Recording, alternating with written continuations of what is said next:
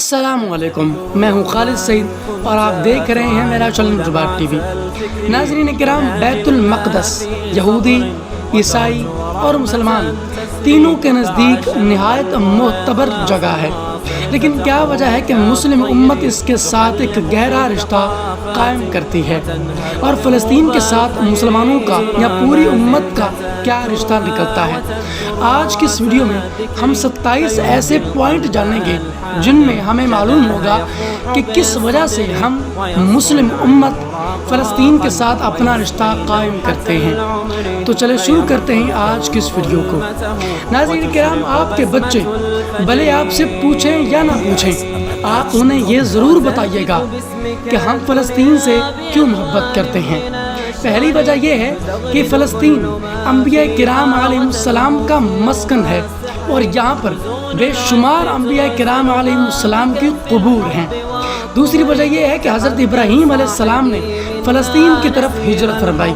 تیسری وجہ یہ ہے کہ اللہ تبارک و تعالیٰ نے حضرت لوط علیہ السلام کو اس عذاب سے نجات دی جو ان کی قوم کو اسی جگہ پر نازل ہوا۔ چوتھی وجہ یہ ہے کہ حضرت داؤد علیہ السلام نے اسی سرزمین پر سکونت اختیار کی اور یہیں اپنا ایک محراب بھی تعمیر فرمایا۔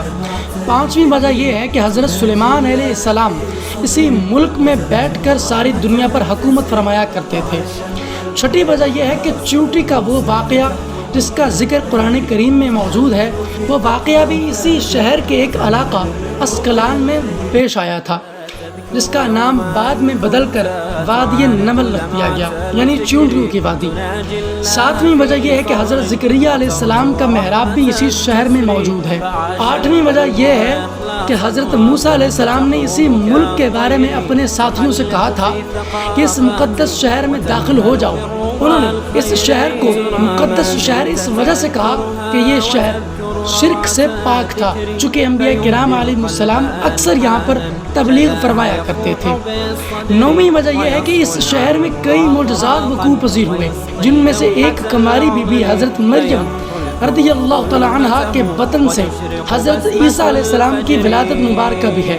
10ویں وجہ یہ ہے کہ حضرت عیسیٰ علیہ السلام کو جب ان کی قوم نے قتل کرنا چاہا تو اللہ تبارک و تعالیٰ نے انہیں اسی شہر سے آسمان پر اٹھا لیا تھا۔ 11ویں وجہ یہ ہے کہ قیامت کی علامت میں سے ایک علامت یہ ہے کہ حضرت عیسیٰ علیہ السلام کا زمین پر واپس تشریف لانا، وہ بھی اسی شہر میں ایک سفید مینار پر واقع ہوگا۔ 12ویں وجہ یہ ہے کہ حضرت عیسیٰ علیہ السلام اسی شہر کے ایک مقام لد پر دجال کو قتل کریں گے۔ 13ویں وجہ یہ ہے کہ فلسطین ہی ارض محشر ہے، یہی وہ جگہ ہے جہاں پر قیامت برپا ہوگی۔ 14ویں وجہ یہ ہے کہ اسی شہر میں ہی یاجوج و ماجوج کا زمین پر قتال اور فساد کا کام شروع ہوگا۔ 15ویں وجہ یہ ہے کہ اسی شہر میں وقوع پذیر ہونے والے قصوں میں سے ایک قصہ طالوت اور جالوت کا بھی ہے۔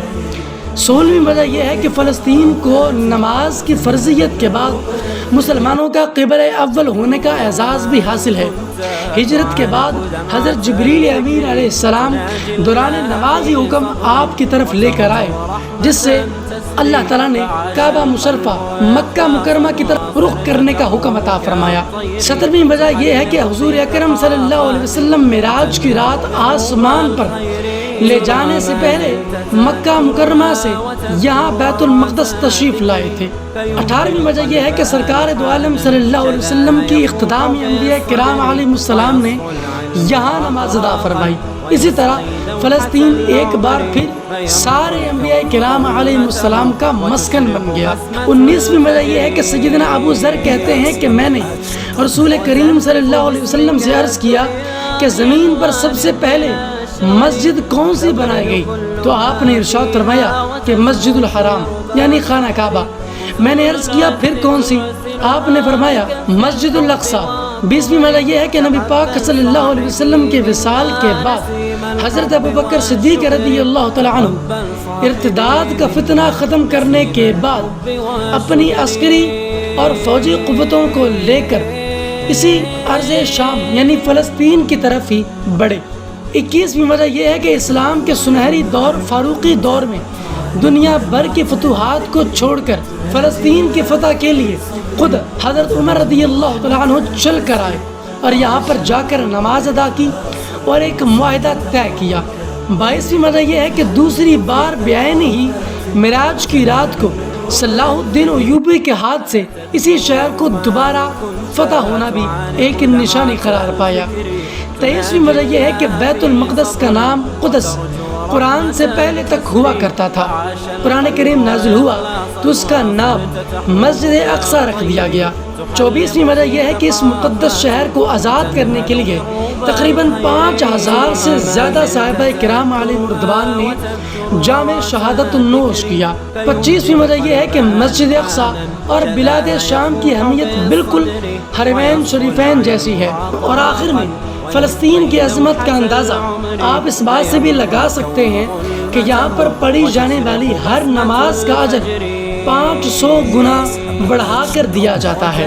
ناظرین کرام، فلسطین کی عظمت بلا شبہ امت مسلمہ کے اندر بہت زیادہ ہے۔ مسلمان اس کو اپنا قبلہ اول مانتے ہیں اور اس کے احترام کے لیے سب کچھ کر گزرنے کی ٹھان لیتے ہیں۔ مجھے امید ہے آپ کو آج کا یہ ویڈیو پسند آیا ہوگا۔